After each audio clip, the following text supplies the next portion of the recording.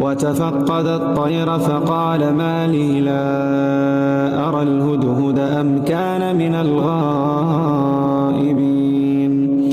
لأعذبنه عذابا شديدا أو لأذبحنه أو لياتيني بسلطان مبين فمكث غير بعيد فقال أحطت بما لم تحط به وجئتك من سبأ بنبأ يقين إني وجدت امرأة تملكهم وأوتيت من كل شيء ولها عرش عظيم وجدتها وقومها يسجدون للشمس من دون الله وزين لهم الشيطان أعمالهم فصدهم عن السبيل فهم لا يهتدون